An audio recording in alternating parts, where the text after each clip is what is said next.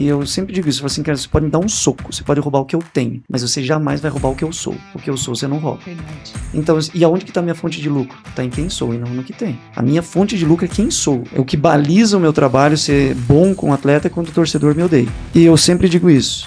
O jogador é produtividade, certo? Não tá prestando, tem que dispensar? Concordo. O jogador tá jogando e ele quer ganhar mais? Também concordo. Os dois lados.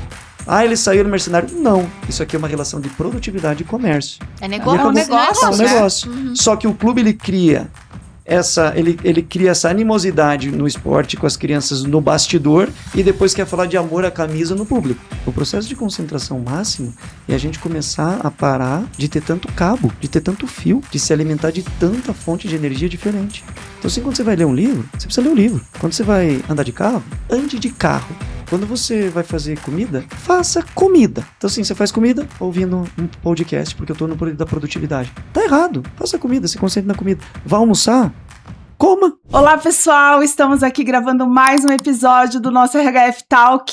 Hoje com um convidado que vai trazer alguns temas que eu gosto muito. Nós vamos falar de empatia, de constância, de treinamento, de foco, de objetivos.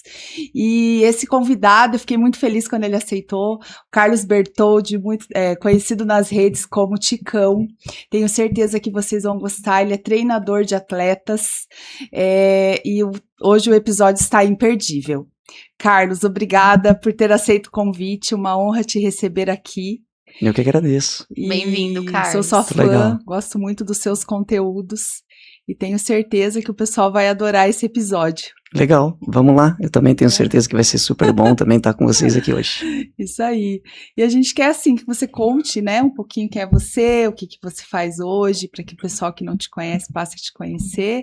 E aí vamos falar daqueles assuntos, né, que a gente conversou, que eu gosto bastante, trago muito isso para a rede de franqueados, que eu acho que ele faz parte, né, do sucesso, da felicidade, das realizações que tantas pessoas, todos nós buscamos, né, isso Legal. na vida. Eu atuei, né, como profissional do futebol durante 15 anos e jogar profissionalmente futebol me trouxe muito desgaste emocional. Foi um lugar maravilhoso, um lugar muito legal de estar, um sonho realizado, mas também um lugar que te custa muito mentalmente. Você lida muito com a opressão, com a cobrança, com a concorrência, com aquilo, todos os dias você precisa provar algo novo. Quarta-feira você é ídolo, domingo você é vilão e você precisa lidar com a hostilidade e com o amor de 50 mil pessoas, 40 mil pessoas, 30 mil pessoas toda semana. E lidar com essas circunstâncias me trouxe um desgaste, me trouxe comportamentos emocionais, mentais, que ao longo da minha carreira foram fazendo com que a minha performance fosse diminuindo. Então, quando eu chego com 30 anos de idade, eu tenho uma lesão séria no quadril, e eu fico um ano parado. E nesse ano parado, que foi talvez um dos anos mais difíceis da minha vida, esse ano parado eu tive assim, um mergulho muito grande, foi um processo um pouco depressivo, mas foi fundamental na minha vida. Que ali eu fiz um balanço. Ali o médico chegou para mim e falou assim, você não tem mais condição de jogar bola, essa tua lesão é assim, assim, assado.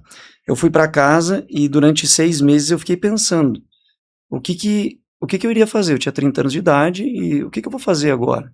Faz desde os meus 10 anos que eu tô fora de casa só jogando futebol, dando minha vida por isso aqui.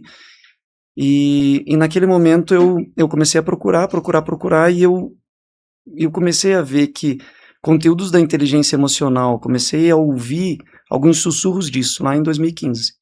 E aí eu decidi me aprofundar. E aí eu me aprofundei sobre isso, comecei a me perceber, consegui me ver em muito daquilo ali, em muito dos bloqueios, em muito das crenças negativas, em muito das dores que eu tinha vivido na minha carreira, tinham se transformado em hábitos. Esses hábitos tinham corrompido a minha forma de me ver e também de enxergar o futebol e as pessoas. E eu percebi que eu tinha que dar mais uma chance, eu tinha que lutar por isso. E aí eu consigo retornar a jogar, jogo mais 5 anos na China, jogo de 2015 ali, finalzinho, até 2021, quando começou ali a pandemia. E esse processo todo, quando eu descobri isso, eu falei, bom, eu vou utilizar agora os meus próximos anos de carreira e eu vou me usar como cobaia. Eu vou olhar para o vestiário, eu vou estudar o meu vestiário, eu vou estudar os meus companheiros, eu vou estudar os meus comportamentos, eu vou observar e eu vou construir um método que vai ajudar atletas a viverem com mais alegria, com mais precisão, com mais entendimento, as suas dores, os seus problemas. Então, lá em 2016, eu lembro que eu estava assim, deitado, já estava na China, minha esposa já estava lá com meu filho, e aí eu estava de noite, assim, eu sou um cara que é meio reflexivo, então eu demoro para dormir, e aí em 2016, eu acordei minha esposa de madrugada e falei assim, você está conversando com o maior treinador mental de atletas do Brasil. Uau. Anota. Ela olhou pra mim, você é meio doido da cabeça, assim, acorda esse horário pra falar um negócio Acordou desse. de madrugada e teve um insight. Eu tive esse insight, porque eu falei assim, ninguém me falou o que eu tenho pra falar pra eles. O que eu tenho dentro de mim aqui, organizar isso aqui, eu sei que eu posso impactar muita gente, eu posso ajudar muita gente. Eu sei que o que eu descobri, o que foi as duras penas para que eu pudesse descobrir, e o que eu estava estudando, ali tinha coisa muito importante para que os atletas pudessem viver essa jornada com mais inteligência e intencionalidade. Porque a gente treina nosso corpo todo dia, mas a gente não está treinado emocionalmente para viver essa realidade. Então eu nasci hoje o mentor de atletas, o treinador emocional, aquele cara que cuida de pessoas, ele nasceu de 20, 25 anos ali vivendo essas realidades, conhecendo a si mesmo, e esses últimos 10 anos, hoje, esse ano faz 10 anos, que eu fiz o meu primeiro vídeo no YouTube, que eu cheguei na China, tinha lá uma caixa de papelão, eu coloquei o celular ali em cima e fiz o meu primeiro vídeo, daí eu tava vendo ali hoje, foi em 2026, outubro de 2016, meu primeiro vídeo. Uau. Então, de lá para cá são mais de 5 mil conteúdos gratuitos na internet, mais de 10 e-books escritos, mais de 3 livros que eu escrevi agora, né, foram só de vídeos no YouTube, lá vai ter mais de 2 mil vídeos também. Então, de lá para cá, aquilo se tornou o meu propósito de vida. Eu entendi que o futebol, para mim, ele foi a faculdade que me permitiu viver o meu propósito. Uau! E nada melhor do que a vivência, né, para nos trazer essa segurança. Eu me vejo muito nisso, porque eu empreendo desde os 19 anos, vou fazer 49, vai dar 30 anos aí. E tudo que eu vivi também, os erros, os acertos, é o que eu passo para o meu franqueado hoje, né? Então, você vê a tua vivência, o que você passou para frente, para ajudar pessoas mesmo, né? O meu esposo, que foi jogador também, né? Eu vejo muito sequelas ainda nele dessa época, das cobranças, isso que você falou, hoje eu sou... Você falou, no domingo um dia é vilão, outro dia é herói. Então é difícil, né? E gera-se uma autocobrança que daí traz sequelas aí bem Com sérias. certeza. É que a gente vive um sistema de gradatividade. Se você for perceber, a grande maioria das profissões, elas entregam uma gradatividade. Você vai crescendo, você vai se desenvolvendo, você vai percebendo o degrau da escada. O futebol, ele não tem degrau. O futebol, eu costumo dizer para os atletas que ele é feito de escorregador, tanto para cima quanto para baixo. As coisas são muito rápidas que acontecem. Você está trabalhando com um menino de 20 anos e esse menino ganha 5 mil e daqui 6 meses ele assina um contrato de 5 milhões. Então ele sai de um processo que não é gradativo. Ele está num processo gradativo desde os 10 até os 20. Que é um processo de crescimento, e aí perde gradatividade. Só que o nosso entendimento emocional, a nossa leitura, ela continua gradativa. Só que o nosso momento financeiro e de vida, ele foi para outro lugar. Então existe uma desconexão entre o momento que eu vivo e a condição emocional que eu tenho. Então o que acontece? O jogador ele é muito julgado pelo comportamento dele, mas é que a mudança que existe na vida dele é tão brusca que daí lá com 30 anos ele vai conseguir ter a cabeça que ele precisava ter com 20, e aí ele vai olhar para essa dinâmica e vai dizer, caramba, agora que eu tô entendendo. Mas é que a falta de gradatividade no futebol não permite com que a gente amadureça aos poucos junto com a profissão. Começa muito cedo, Começa né? muito cedo. E a ascensão é muito abrupta, né? E a queda também, né? A queda também. Os dois. A gente trabalha com 100 degrau, né?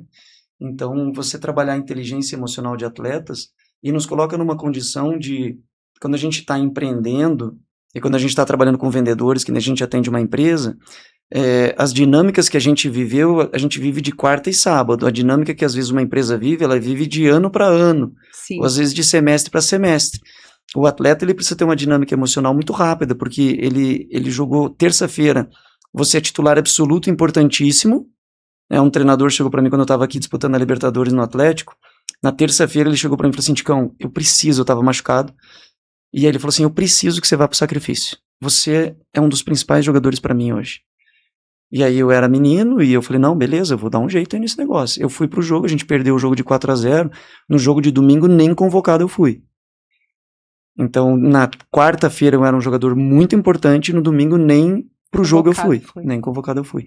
Então isso mexeu muito comigo. Porque assim, de muito importante para não valer absolutamente nada, para um menino de 19 que tá faz 6 anos dentro de um clube que olha aquilo ali com paixão, aquilo ali foi o meu primeiro rompimento do CPF com o CNPJ. Foi a primeira percepção que eu tive, foi assim, pô, eu tô vindo com o meu coração aqui, eu tô trazendo meu CPF pro clube, mas eles estão se relacionando com o meu CNPJ. É uma relação que o atleta precisa aprender. Quando ele está dentro do clube, não é mais o CPF dele que está lá. Hoje os clubes têm olhado para isso? Para essa questão emocional ou não? Está engatinhando essa questão. O que está acontecendo hoje no futebol? Todo mundo sabe que a parte mental é a mais importante. Só que ela é trabalhada 2 minutos antes de entrar em campo. Sabe como é que ela é trabalhada? Agora é cabeça! Vamos! Concentra! Só que se você perguntar o que é concentração, o que é confiança, o que é emoção, o que é sentimento, o que é pensamento, o que é crença, para um atleta ele não sabe responder nenhum. Aliás, nem nós sabemos. Se a gente for aqui se aprofundar e perguntar, eu sempre pergunto isso para os meus atletas, eu falo assim, cara, o que é uma emoção? Ele, não, emoção. Então são coisas que a gente sente, que a gente vive, mas a gente não sabe nem conceituar e não sabe nem como construir. Sim. Então assim, a gente vive um momento onde existiu a percepção. A gente precisa, a parte mental ela é fundamental e emocional. Só que ainda existe uma forma muito amadora de se tratar isso. Então você veja, hoje você vai fazer um teste físico, por exemplo, no clube. Fisiologia, você vai fazer as tuas métricas lá de gordura corporal, por exemplo. Se você estiver acima, isso dá um barulho no clube. Isso é uma manifestação de descomprometimento. Se você teu teste físico não dá ok, certo? Mas quem que tá medindo como é que esse atleta está? Quem que tá medindo como que esse ser humano se encontra nesse momento? Quem que tá conseguindo perceber o que aconteceu com ele nos últimos 2 anos?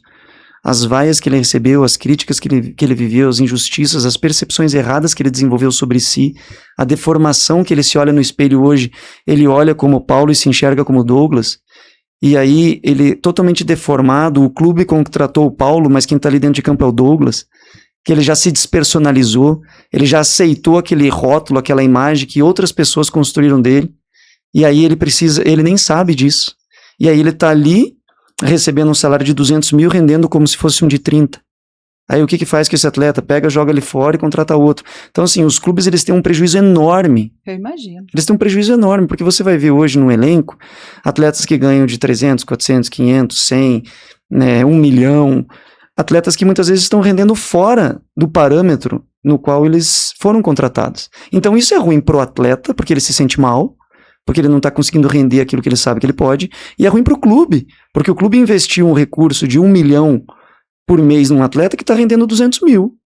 Então, no final do ano, esse clube, ele teve prejuízo. Teve 800 mil, teve 1 milhão, teve 200 mil. Qual que é o prejuízo que um clube tem hoje para não conseguir ter a métrica? Qual que é o prejuízo de uma empresa hoje que não tem uma métrica emocional das pessoas que estão ali dentro, do seu vendedor, por exemplo? Eu estava atendendo um vendedor esses dias, e aí eu precisei ensinar para ele que a expressão fisiológica dele não ia vender. Assim, ele falou assim, não, mas eu lido bem com você. Não, porque assim, se eu fosse comprar um produto dele agora, eu não comprava. Porque o que você está me dizendo aqui é que você não acredita nem no produto que você vende. Então, nós vivemos relações de compra e venda no empreendedorismo, né? O atleta, ele está vendendo algo. Sim. O atleta, ele está vendendo algo a todo instante. Mas ele conhece aquilo que ele está vendendo. Quando eu pergunto para ele, perguntei hoje para um atleta, tá, me diga quem é você? Ele falou, não, eu sou jogador, não fazendo isso é o que você faz, me diga quem é você. Quem sou eu? Ele demorou 5 minutos para buscar, ele falou, cara, eu não consigo. Eu falei, calma, a gente tem todo o tempo do mundo aqui. Daí depois que ele falou, eu falei, tá, mas qual que é a tua principal marca? Aquilo que você deixa, a pessoa foi te assistir, Terminou o jogo e a pessoa vai dizer assim, cara, você viu o camisa 7? Ele é muito o quê? Ele é muito rápido, habilidoso, matador, decisivo. O que ele é? Ele falou, cara, não sei. Eu falei, como é que você vai vender o seu produto se você não sabe? Se você não intencionaliza a venda do teu produto, você não sabe nem quem você é. Quando a gente fala sobre refrigerante, o primeiro refrigerante que vem na tua cabeça é qual? Coca-Cola. Coca-Cola. Porque a Coca sabe o que ela vende. Está um vermelho aqui no nosso imaginário. Ela deixou isso no nosso imaginário. O que a gente deixa no imaginário da pessoa que tromba, da pessoa que te viu? Então, esse autoconhecimento, e respondendo a tua pergunta, esse processo, tanto corporativo quanto dos clubes, é um processo que engatinha, porque ele é muito subjetivo. Por exemplo, eu compro essa xícara, eu pego essa xícara, comprei essa xícara. Tá aqui. Agora, quando eu vou comprar um trabalho mental, aonde que tá ele, assim? Como é que eu pego ele? Uhum. Então, assim, nós vamos trabalhar o processo de autoconhecimento. Autoconhecimento já me lembra um chinês e tal, fazendo... Não funciona, nós queremos vender, nós queremos gol, nós não queremos, ficar aqui meiguice, que frescura. Então, essa parte mental, essa parte emocional, a estrutura identitária de uma pessoa, de um atleta, de um ser humano, ela é a base estrutural para que a gente possa ter pessoas fortes. Por quê? A gente hoje vive mais pelo que sente do que pelo que nós somos, por causa disso que a gente é tão instável. Nós prolongamos os nossos comportamentos a partir de uma emoção e não a partir de uma identidade. Se eu não sei quem sou, eu não consigo perceber, diante de um furacão emocional, qual que é a estrutura de pensamento e de comportamento que eu vou ter. Então, quando eu trabalho com atletas, qual que é o meu grande desafio? Por exemplo, a gente trabalhou no Atlético Paranaense ano passado no acesso para a Série A. Qual que foi o primeiro lugar que a gente olhou? Foi resgate de identidade. Os atletas vêm de um ano de 2024, onde foi construído um rótulo, onde foram construídas falas, atletas que chegam no clube, que estão pegando também o lixo emocional que foi despejado no clube, um lugar onde as pessoas estão encontrando culpados, um lugar onde a gente precisa ter alguém que carregue essa cruz e seja crucificado e sacrificado, e aí você pega um ambiente desse com os atletas se alimentando de um lixo emocional. Então você precisa estar lá dentro fazendo o quê? Ou a gente reage ao lixo e ao rótulo, ou a gente descobre quem nós somos e vivemos a partir disso. Que é o melhor caminho. Que é o melhor caminho. Então, assim, é um processo aparentemente simples, mas eu sempre digo isso, e talvez é o marco da minha vida hoje. Você vai me encontrar, eu sou um mutante. Eu com 20 anos eu pensava uma coisa, com 30 outra, com 40 eu jamais imaginaria que eu ia pensar isso que eu penso hoje. E com 50 você vai encontrar diferente. Mas a base estrutural de quem sou vai ser sempre o mesmo. E isso que nos governa. Agora, a gente entender aquilo que eu posso flexibilizar, entender aquilo que eu posso mudar e entender aquilo que eu sou. Como a gente acaba absorvendo, né? Eu sempre tive eu tive síndrome do pânico na pandemia e crise de ansiedades, enfim. Ele, sendo psicóloga, me ajudou muito a entender o que estava acontecendo e foi onde eu comecei a buscar, né, os porquês e entender por que eu sempre permiti que as pessoas influenciassem tanto no meu eu. E aí ali eu fui aprendendo e eu falo que é um exercício, né, não é fácil, mas é importante ter os mentores, ter as pessoas que te ajudam nesse sentido, porque aí você começa a organizar os pensamentos, as sensações, os sentimentos, enfim. E eu lembro que a gente conversando, me fugiu o que eu ia falar agora, desse processo.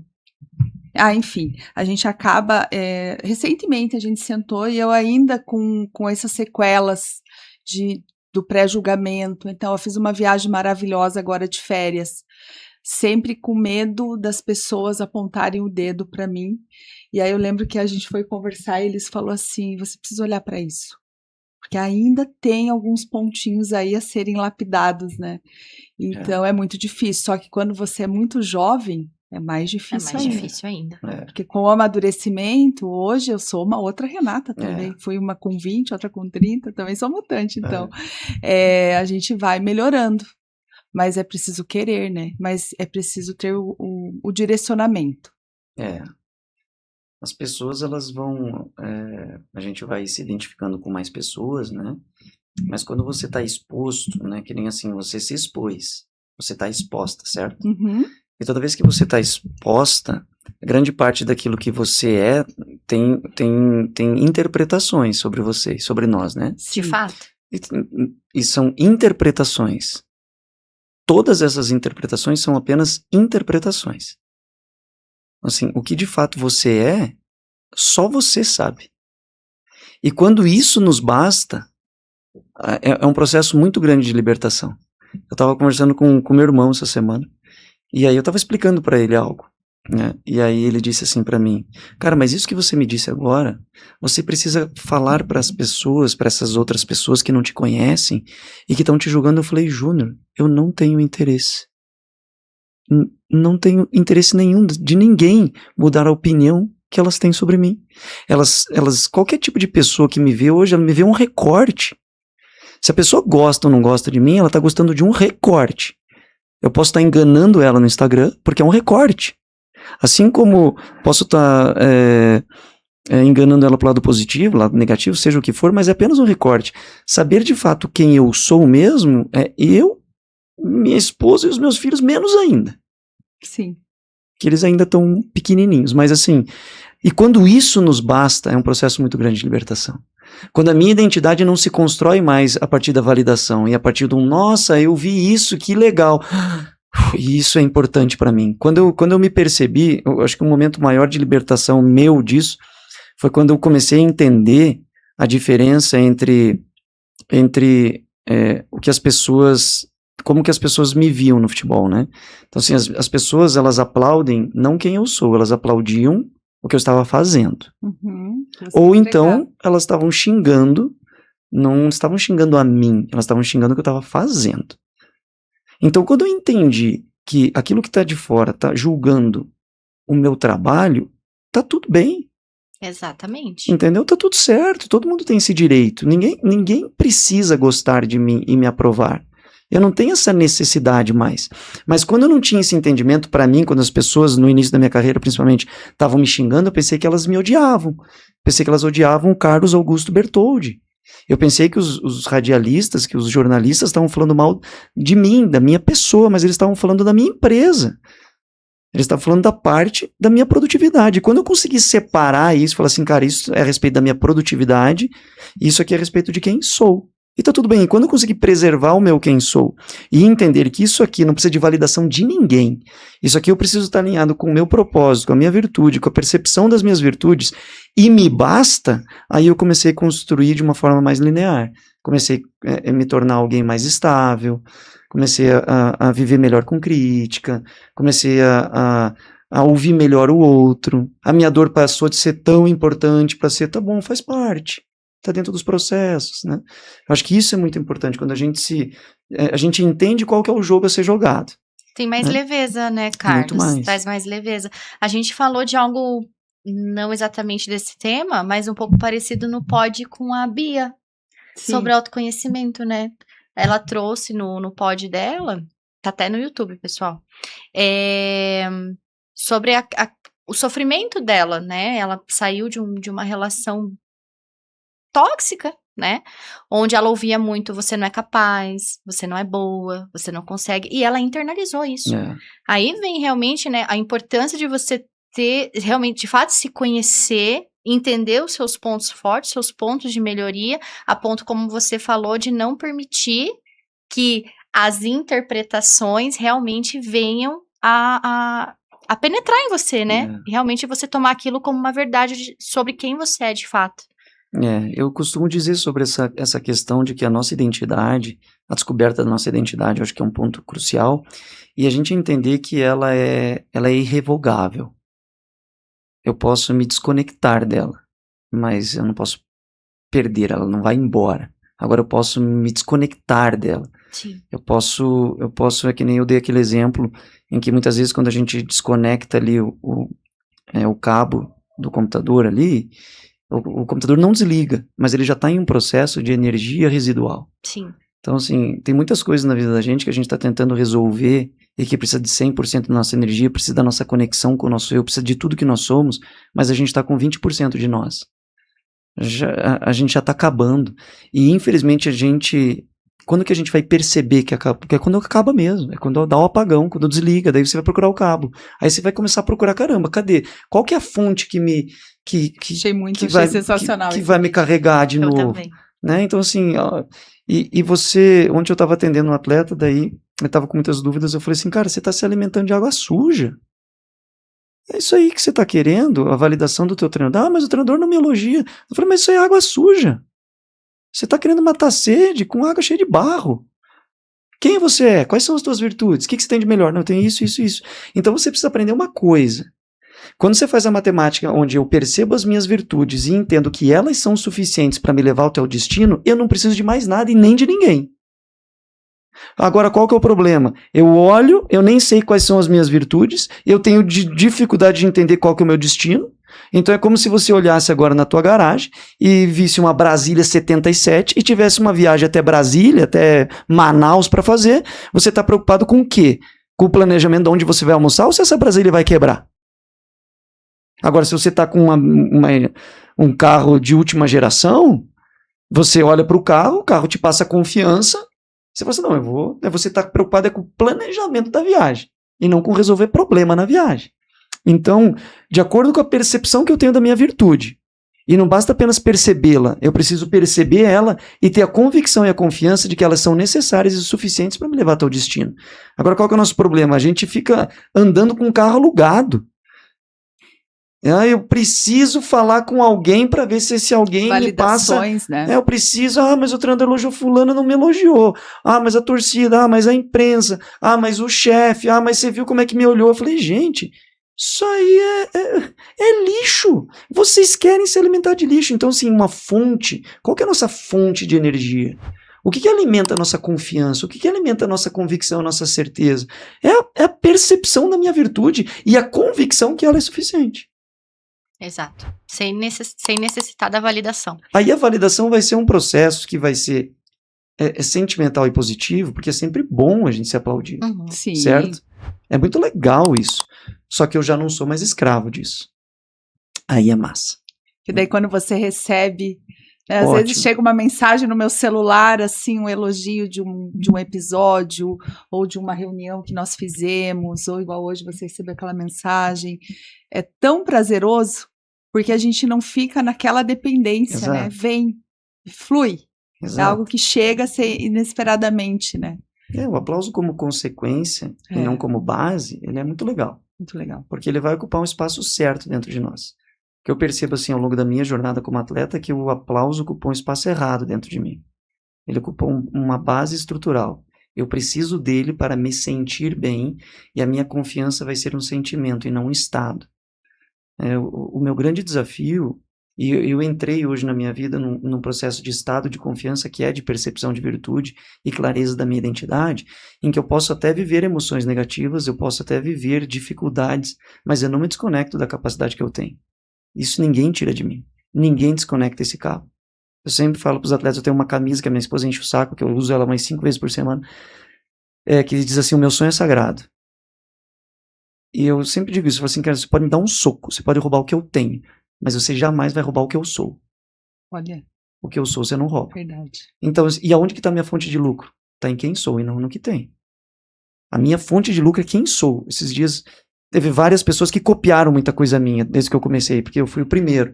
Então, assim, teve gente que pegou o e-book meu que eu disponibilizei gratuito para atletas, foi lá, inclusive um coach aí, foi lá, fez todo o e-book, copiou todo o e-book, no final colocou que era agradecer a Deus por ter me dado a inspiração, copiou, construiu um curso em cima disso.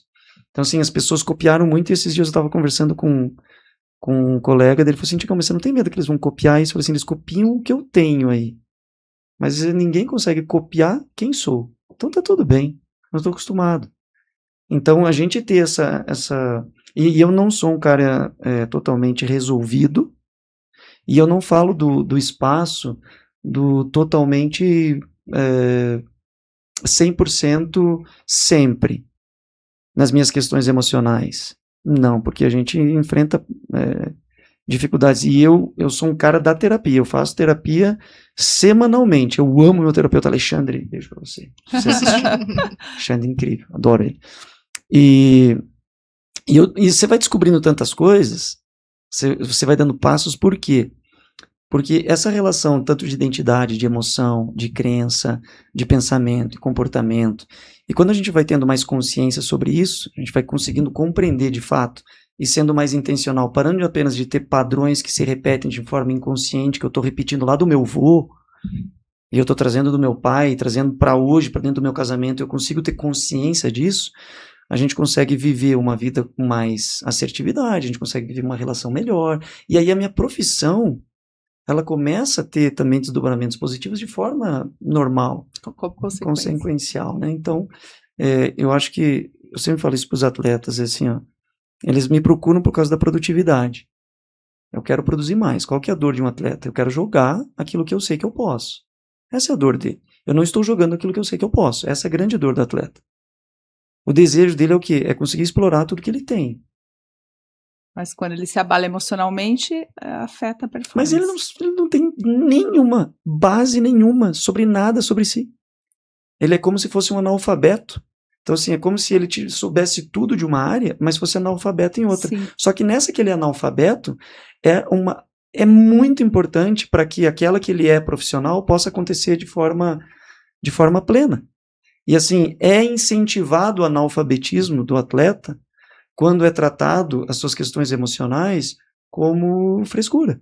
Uhum. Né? E ainda existe muito essa percepção que impede com que muitos homens, principalmente o homem, e principalmente o atleta, porque ele saiu de casa cedo, ele é fortão, ele resolveu o problema de família, ele comprou a casa da mãe, ele foi um cara sempre que é o corajoso, e daqui a pouco ele vai sentar na frente de alguém e falar, cara, eu tô com medo. É difícil para ele. Foi difícil para mim fazer isso. Esse movimento de dizer assim, tô com medo, é muito difícil, porque o medo está associado à covardia na mente do homem. Então, assim, Verdade. a gente tem o maior medo de um homem é que outro homem descubra que você está com medo. Né? O maior medo de um atleta é que alguém descubra que você está com medo, que você foi pipoqueiro. Então a gente esconde os nossos medos, a gente esconde as nossas emoções. Isso faz muito mal. E isso faz muito mal. E impede também que a gente possa avançar, né? E traz consequências aí, né, muitas vezes. Faixa etária, sim, Carlos, porque você tá falando e eu tô te escutando, ao mesmo tempo eu tenho, aqui na minha cabeça, eu fico vendo alguns exemplos que ele dá, mesmo sendo no âmbito do esporte, acredito que você também, né, Rê? A gente consegue ver dentro da empresa, sabe? Então, esse trabalho, ou melhor, essas inseguranças, essa questão do emocional que precisa trabalhar, você encontra em diferentes faixas etárias dos atletas que você atende, ou assim, não, Elis, o maior índice tá na faixa etária realmente o pessoal mais jovem? Isso é uma coisa assim, por exemplo, eu atendo bastante atleta profissional, e bastante deles quem procurou foi a esposa. Olha. Né? A esposa que procura, as esposas estão procurando ajuda para os seus maridos. Tá difícil a família. Por quê? O atleta ele traz o lixo que foi produzido no campo para dentro de casa. Uhum. Então, assim, o que acontece? Ele vai lá, pega uma tonelada de lixo, não consegue lidar com isso, reciclar isso ou descartar aquilo que é possível e necessário, e aí ele vem e joga para dentro de casa. Aí ele deixa dentro de casa o lixo e vai para outro dia para o clube. Aí ele vai, pressão, xingamento, cobrança, e vem para cá e despeja aqui. Então, assim, as famílias no futebol, os atletas e as suas famílias estão em sofrimento. Estão numa dificuldade psicológica muito grande. Por quê? Por causa dessa incapacidade, dessa percepção. Agora, é uma coisa, assim, muito espalhada. Quando eu comecei a desenvolver o meu método, dizer assim, eu vou ter um método de treinamento que vai passar por um processo de autoconhecimento, autopercepção, autocontrole, autorregulação, eu pensei em trabalhar com atletas profissionais. E eu falei, não dá para trabalhar isso com criança, com adolescente, mas criança e adolescente estão sofrendo demais no futebol. Os pais me ligam, tanto é que a escrita desse livro porque o futebol é um lugar assim muito fechado. O que acontece com os pais hoje? Os pais vão lá, colocam o filho lá dentro do clube e um abraço, você não sabe mais nada. E o máximo que você vai saber é da boca do menino. O menino tem 14 anos e está já fechado, está na adolescência, não fala muito. Então os pais estão totalmente no escuro, não tem um coordenador, não tem um treinador que vai lá, abra, converse.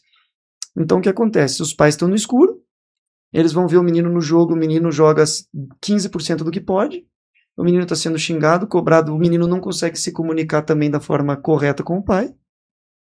Aí o pai começa a pressionar e às vezes a cobrar, quer ajudar, não sabe como, potencializa o problema. Então, assim, a adolescência no futebol está passando por um processo bem difícil, porque ficou mais concorrência, ficou mais hostil, ficou cada vez menos humano e mais fábrica, ficou mais negócio, hoje ainda é muito mais negócio e muito mais precoce. Eu tenho uma história de um menino, 2 histórias para vocês entenderem o que é o mundo do futebol na base. O menino tinha 12 anos, o pai dele me contratou e falou assim, Ticão, meu filho está fazendo um teste e nesse clube aqui de Série A e tal. Eu vou falar o nome do clube para não me dar problema, mas deveria falar. E aí, eu tentei fazer um projeto de lei, inclusive, sobre isso, mas não consegui sucesso. Se tiver algum político me assistindo, me ajude. Aí o menino tinha 12 anos, ele passou 3 meses fazendo teste no clube. Tá lá, 3 meses, eu nunca vi 3 meses para fazer teste, mas que eu não consegui ver uma criança. Começa aí a incompetência do clube. Sim. Aí o menino me mandou mensagem, o pai dele me mandou na quinta. O Pedro passou e fizeram uma festa e tal, o quanto que esse pai estava investindo para ficar lá todo esse tempo e coisa, feliz, 12 anos. E aí, na sexta-feira, quando o menino foi pro clube, o diretor falou, não, passou o moleque errado, me dá aqui o traje, você foi dispensado. Nossa. Difícil isso, hein? Você tá Complicado. fora. Então, assim, você vai pegar um menino desse. Então, assim, é construído, aí a torcida vai chamar esse atleta de mercenário quando ele chega com 20 anos e tem uma proposta. Ele vai chamar, vai dizer que esse jogador só quer dinheiro. Só que dos 12 aos 18 ele foi tratado como um produto, foi pisado, jogado, maltratado, dispensado, ninguém estava nem aí para ele, só queriam saber da produtividade. E aí quando ele produz, dá recurso e vem algo, aí querem que ele trate o clube com amor. Então assim, ele foi tratado sempre a partir da produtividade, e aí ele deve tratar também o clube a partir da produtividade. Só que daí não. Aí o que é cobrado dele é amor à camisa, e esses aí são um bando de mercenários. Né? Então assim, eu não tenho problema nenhum com os clubes nos verem e verem os atletas como produtividade, e tá certo, tá tudo bem, a gente entendeu o jogo, só que o atleta também tem que olhar para o clube pela produtividade, e se o clube não pode pagar a produtividade que ele merece, tem que sair. E a outra história é a história de um menino que ele passou num teste num clube do Nordeste, o pai e a mãe eram do Rio de Janeiro, ele desloca a mãe e o filho para o Nordeste com 13 anos, ele se coloca no colégio, matricula, faz todo o processo, o pai numa casa no Rio, dobrou a despesa, alugou apartamento, fez todo o processo, mudou a diretoria do clube, 1 mês depois mandaram ele embora. Nossa. E aí ele teve que passar o ano todo letivo lá, para não perder o ano, teve que ficar lá um ano com o apartamento lá, então você vai ver assim, ó, qual que é a preocupação da grande parte dos clubes com as crianças e com os... É zero.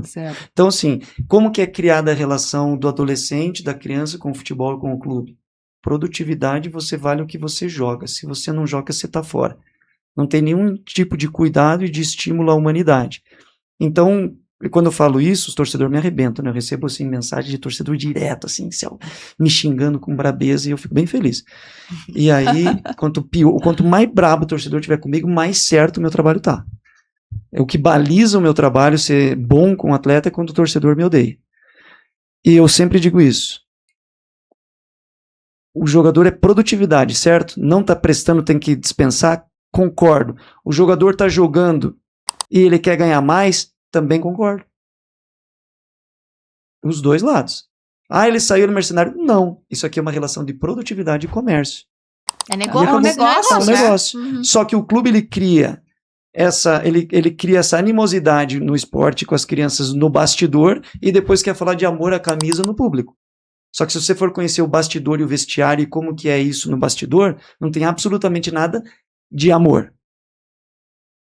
É um trator de esteira. Uhum. Aí na hora que é no público e aqui no microfone, aí é sobre amor, ó, não tem que amar o clube e tal. É um discurso bem demagógico, bonitinho, utópico, bem legal, que alguns atletas falam e tal, mais para poder baixar o ímpeto da torcida, mas a realidade é essa, a realidade que é um mundo de produtividade. Sim. Né? Eu imagino. É um mundo que rola muito dinheiro, né? Tem muitos interesses, muito ego. É. É bem... Aí não tem como não ficar doente mesmo, por isso tem que se É. cuidar. E você tem muita procura de atleta em fim de carreira, assim, que muitas vezes não alcançaram o objetivo financeiro ou do estrelato, enfim, e aí estão emocionalmente abalados também, porque não sabem para onde ir. Eu atendi alguns atletas, eu tendo alguns atletas, assim, do 35 para cima, mas assim, geralmente o atleta que me contrata do 35, do 30 para cima, ele tá pensando mais em parar. Ele tá pensando mais no pós-carreira, ele tá Sim. querendo organizar o pós-carreira dele. Mas a gente tem um movimento muito forte de atletas que a gente tem um período muito, a gente tem um desenvolvimento tão precoce, nós somos um mercado exportador das nossas colônias, eternamente colonizados, que eles vêm aqui pegar a riqueza e levar embora, certo? Sim. Isso acontece no futebol. E aí o que o futebol brasileiro fez? Ele se adequou e se adaptou às colônias. Então, assim, como que as colônias jogam? Então, nós temos que formar atletas para as colônias. Então, ficou um processo muito precoce. No Brasil, hoje, um menino de 17, 18 anos está se achando velho. Uau. Ele se acha velho, ele se olha e fala, ai, tô velho, já passou o tempo. Por quê? O Estevão foi vendido com 16, o Hendrick foi vendido com 16. Os meninos com 16 anos já tinham feito o processo todo. E aí você tem um menino de 14 que tá assim, cara, não vai dar pra mim. Correndo contra o relógio. Por que não vai dar? Porque com 16 o Estevão. Então, assim, a gente criou a margem do exemplo, que é a exceção da exceção da exceção. A gente olhou, a gente olha o quê? Qual que é a regra que mede hoje um menino? É o Estevão, o Neymar, o Hendrick, e 4 ou 5 meninos que explodiram com 16, 17. Os meninos estão, às vezes, em outros processos de vida, o que não impede que ele vá ter sucesso com 23 ou 24, mas com 15 ele entra num processo de ansiedade, entra num processo de medo. A família começa a falar, não vai dar. Porque com 15 anos, ele não está dentro de um clube. Então, 15 anos ele não está tendo sucesso, ainda reconhecimento no teu empresário. Então, os atletas mais velhos, na verdade, hoje o que a gente chama de atleta, às vezes, velho, mais velho, jovem. ele é um menino, tá com Sim. 22, 23, Nossa. 25. Tem muitos atletas com 24, 25 anos já totalmente desconectados de um futuro bonito. E eu me lembro disso, porque eu vivi um pouco disso.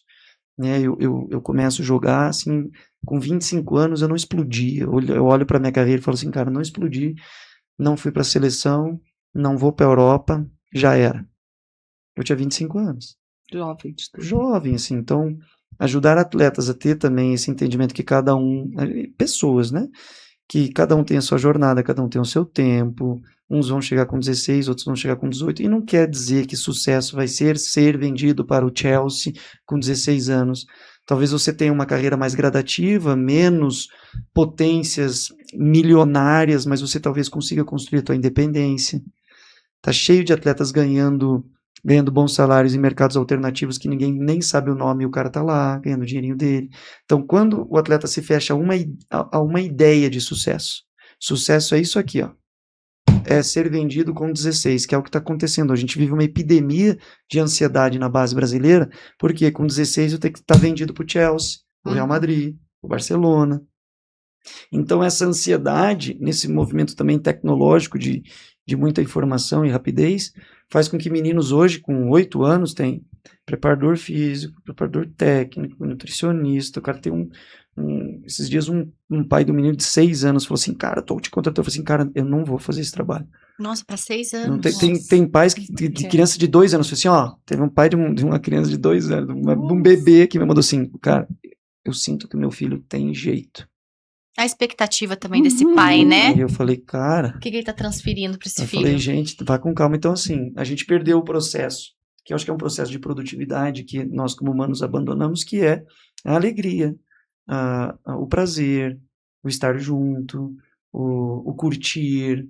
Foi arrancado esse processo de nós, tanto do nosso momento corporativo, quanto do momento do esporte. O futebol, por exemplo, eu até 14 anos era algo muito meu, assim, brincando e jogando no colégio e disputando campeonatos aleatórios. Eu fui fazer um teste com 15 anos de idade no Atlético, quando eu passei.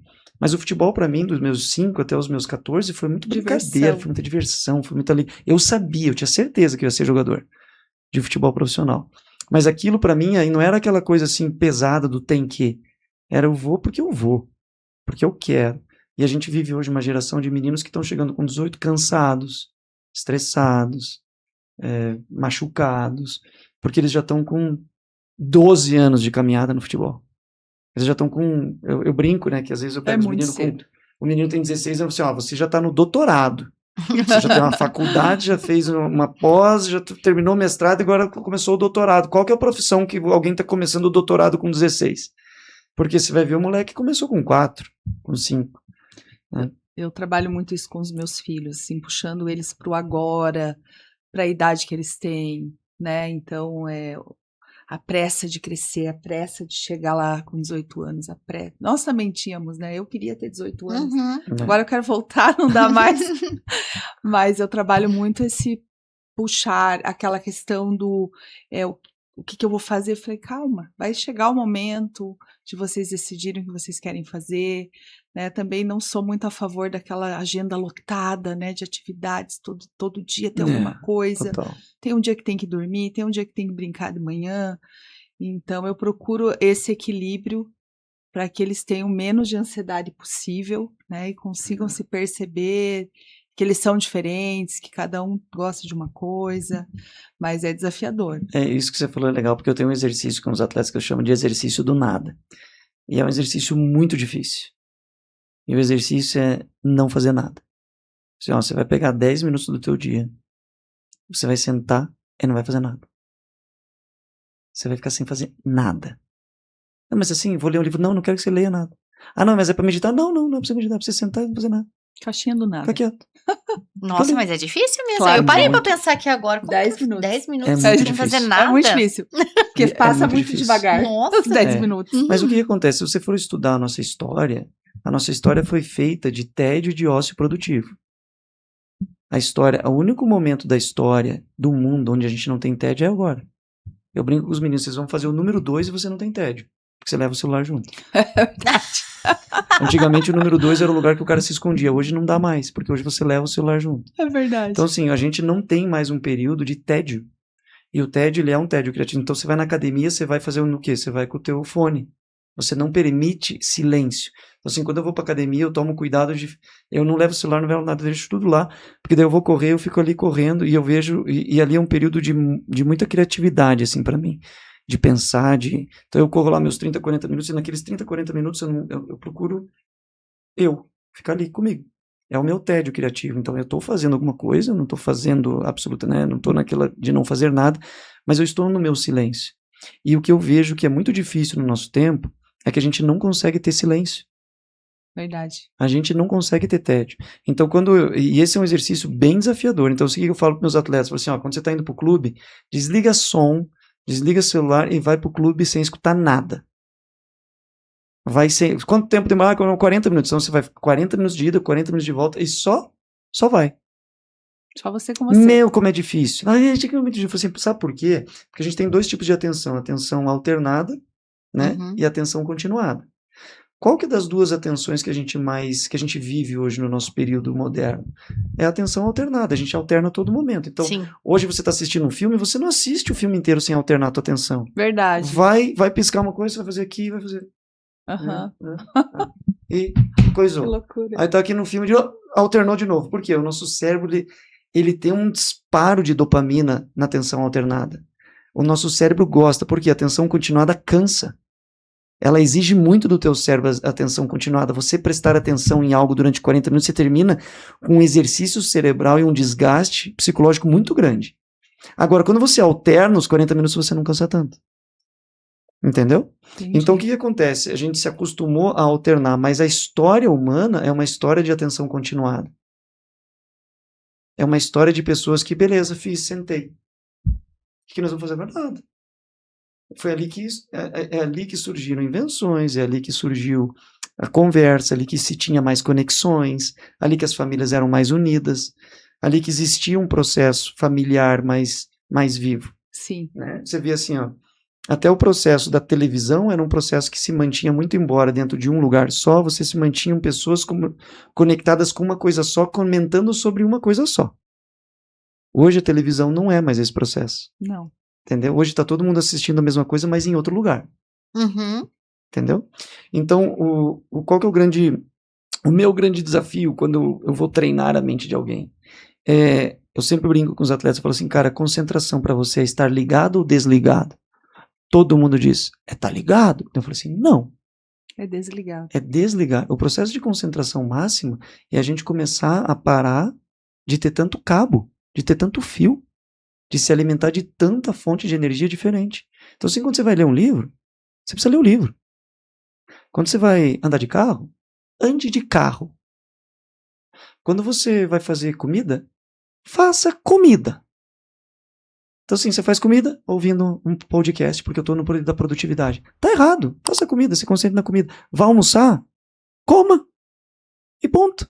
Então, se a gente precisa voltar ao estágio onde a gente se desliga da multitarefa e a gente se conecta com aquilo que a gente está fazendo. E aí a gente consegue ser 100% no almoço, 100% na minha ida, 100% na conversa que eu tive com você, 100% no filme. Só que o que acontece conosco hoje? A gente é 30% aqui, 30, 40 aqui, 50 aqui. Então a gente dá a metade de nós para muitas coisas, em vez de dar o tudo de nós para poucas. Então a gente sabe pouca coisa de muita, em vez de saber muito de pouco. E aí a gente vive um mundo superficial, onde todos podem dar opinião de tudo, mas dá todo mundo dando uma opinião superficializada. Verdade. Eu sei muito pouco de tudo, então eu me sinto no direito de falar um pouco sobre o tudo. Mas eu falo superficial. Então o nosso desafio é o menos, é o desligamento. O nosso desafio hoje, para que você tenha hoje o atleta ele tem um grande desafio, que você, assim, trabalhando dentro de clubes, por exemplo, termina o jogo, o atleta já está aqui. Ele nem tirou a roupa, ele está suado. Ele está aqui já, ele está querendo postar foto, ver o que está sendo dito. Existe uma conexão tão forte com a virtualidade que a gente está tendo um processo identitário de muita dificuldade. Eu sou o que sou aqui ou eu sou o que sou aqui? Verdade. Quem que eu sou de fato? Eu sou essa expressão desse recorte que eu quero que os outros conheçam ou eu sou de fato essa pessoa aqui? Né? Então o processo de desligamento, não fazer nada e ser tudo de você naquilo que você vai fazer. Eu acho que esse é um processo bem importante. Técnica Super. de mindfulness, né? É o aqui e o agora. Realmente é focar naquilo que você tá se propondo a fazer. Você falou, você vai fazer almoço, faça a franqueada Flávia fala isso, né? Você vai lavar a louça? Lave a louça. Lave a louça. Não vá se dispersar fazendo outra coisa. Foque naquilo. É que a gente está vivendo um tempo hoje que nos cobra muito. Sim. Né? As cobranças são muito grandes. E as 24 horas do dia a gente precisa tentar transformar em 36. Né? E aí a gente estava brincando aqui antes, né? Existe a mãe, existe a empreendedora, existe a esposa, existe um nível de cobrança muito grande. E quando eu comecei a atender mulheres, eu atendi 3 meninas até hoje. E eu tenho uma filha, né? Então assim, a gente tem uma visão da mulher enquanto esposa e enquanto mãe, que são as experiências que eu tive. Agora tem a visão do homem em relação à filha, que muda bastante, né? E depois eu tive uma visão para as meninas que eu trabalhei e tive uma visão nova, eu tive uma descoberta com elas que foi muito importante. As meninas têm uma necessidade de validação muito maior que os meninos, porque elas foram criadas numa sociedade onde ela vai ser alguém se alguém disser que você é. Uhum. Então, assim, a validação estética, que é desde criança. Eu tô me vestindo para quem? Para mim? Ou para o outro? Eu tô fazendo isso para quem? Eu tô indo na academia para quem? Para quem que eu tô indo? Para minha saúde ou para alguém? Então, a questão identitária da menina no esporte, por exemplo, ela é muito desafiadora, porque ela foi criada para que os outros digam que ela é. Ela não foi criada... Eu sempre digo isso para minha filha assim, filha, você é forte, guria, você é demais, pra lá. Ela falou assim, esses tempos, falou assim, a professora falou que eu não sei escrever. Eu falei assim, ela não sabe nada.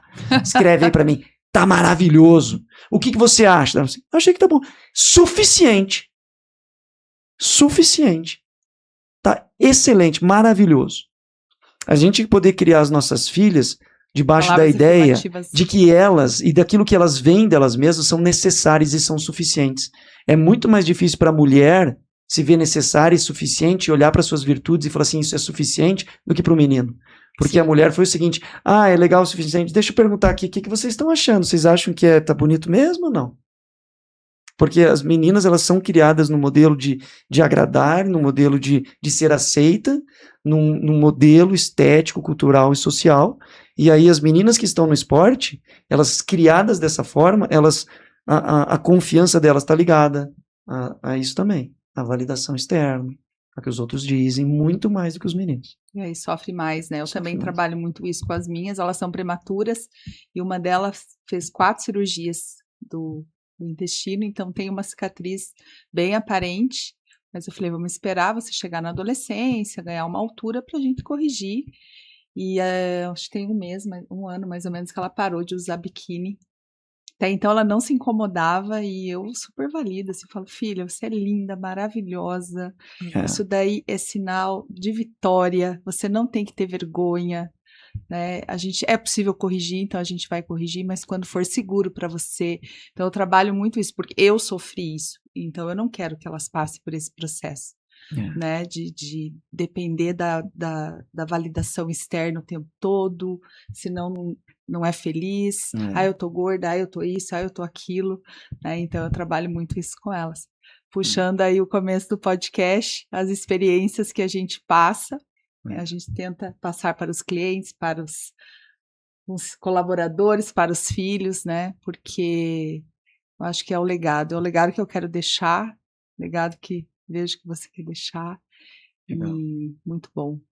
Olha, a gente teria tempo aqui para fazer vários episódios. É muito bom te ouvir. Que bom. Muito bom. Muito bom te ouvir. Queria que você falasse um pouquinho do teu material que você trouxe pra gente, para que o público conheça, né? E quem se interessar aí, também passar o seu Instagram e deixar uma frase. Vi aí, né? O seu livro tem várias frases muito impactantes de reflexão e muito importante tudo que a gente conversou aqui, né? Pessoa se autoconhecer, buscar auxílio para que seja mais feliz e viva melhor.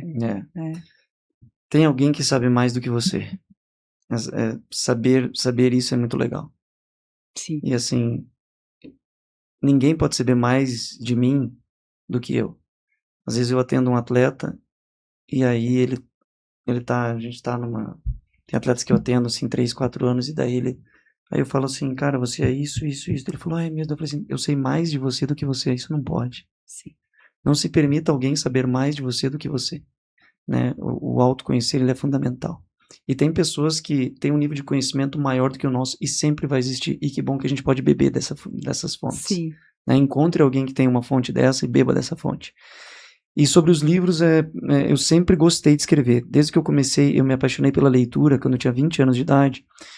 E eu sempre fui meio exagerado. Então, assim, eu sempre li muito. Então, e sempre escrevi muito também. Então, assim, eu lia e escrevia. E como o futebol proporciona muitos momentos de solidão, eu escrevia muito, aproveitava o meu tempo para escrever. E esse livro, o primeiro livro que eu escrevi, Os Pais que Todos os Atletas Merecem, surgiu de ver esse ambiente, esse cenário entre pais e filhos no futebol brasileiro. Os pais, eles gastando muito, investindo muito, sofrendo muito, e sem saber muito do que fazer e como ajudar os seus filhos. E aí eles acabam tendo uma relação com os filhos também, partindo dessa emoção, dessa subjetividade, e muitos deles estão mais atrapalhando do que ajudando. Sim. E esse livro é um legado que eu deixo para que os pais possam ser intencionais e conscientes.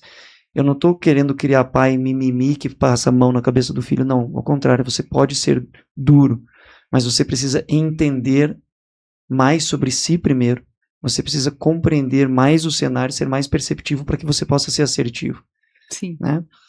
Esse livro 12 Meses com Confiança é uma agenda que eu criei para jovens, principalmente para adolescentes, crianças, poderem começar a aprender a falar sobre si, a escrever a sua identidade, a escrever o que está sentindo, a entender os mecanismos cerebrais, o que está acontecendo dentro dele quando ele está com medo, o que está acontecendo quando ele está ansioso, né? É muito legal, é um material que ele pode escrever, né? E esse livro aqui, O Jogue com Alma, que foi o último livro que que eu publiquei, eu comecei a escrever ele em Hong Kong em 2017. E o nome dele era Jogue Sem Medo. E aí eu escrevi, parei, escrevi, e nos últimos 2 anos eu me dediquei muito a ele, para poder tornar muito do meu método algo que pudesse, as pessoas que não tiveram ainda acesso àquilo que eu sou, pudessem entender todas as experiências organizadas do que é a parte mental no futebol. E tudo isso com as inteligências que a gente viveu, então assim, é muito legal, assim, tem muita gente de outras profissões que se identifica muito porque o futebol é um espaço muito legal, né? Sim. Todo mundo tem algo com o futebol, né? Mas o Jogue com Alma, se eu pudesse resumir, é trazer uma consciência da diferença entre o que é sofrimento e desconforto. É você conseguir saber dar nome. Grande parte das coisas que a gente chama de sofrimento é desconforto. O que é sofrimento? Sofrimento é escassez. Eu não tenho água, não tenho comida, não tenho onde dormir, não tenho com quem estar. É escassez. Desconforto. Vou dar um exemplo. Desconforto e sofrimento está frio. Eu estou no desconforto porque eu tenho blusa. Você está em sofrimento porque você não tem. Fome. Estamos aqui com fome. Eu estou com fome e vocês estão com fome. Eu estou em sofrimento porque eu estou com fome e não tenho o que comer. Vocês estão em desconforto, porque vocês estão com fome, mas vocês vão sair daqui e vão comer alguma coisa. A gente precisa saber dar o nome certo para o que a gente está vivendo. E muito do que a gente chama de sofrimento, na verdade, é apenas um desconforto. Entendi. A gente conseguir mapear dentro de nós e entender o que nós estamos vivendo para que a gente possa viver, sabendo que ferramenta que a gente tem que usar. Perfeito. Se eu estou com um prego na parede e estou indo martelar esse prego com uma chave de fenda, você vai chamar isso de impossível. Agora, se você pegar e conseguir encontrar o martelo, você resolve isso em 5 segundos. Sim. Então, às vezes, não é o problema que é impossível, é a ferramenta que você está usando para resolver que não é a certa. Perfeito. É sobre isso. Excelente. Muito obrigada, viu, por esse momento. Tenho certeza aí que vários corações serão atingidos. E deixa o seu Instagram também para o pessoal que está nos assistindo. @ticão85 no Instagram. A gente tem também no YouTube e o Profissão Jogador, que são conteúdos que a gente traz assim bastante nessa área também da inteligência emocional para atletas.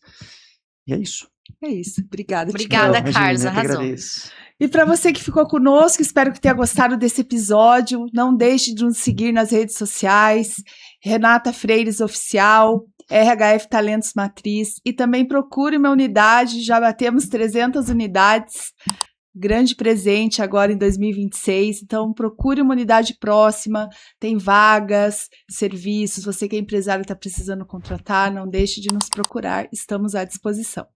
Isso aí, pessoal. Siga também a Elis da RHF, o nosso Insta aqui do podcast é o RHF Talk, e não deixe de se inscrever em nosso canal no YouTube.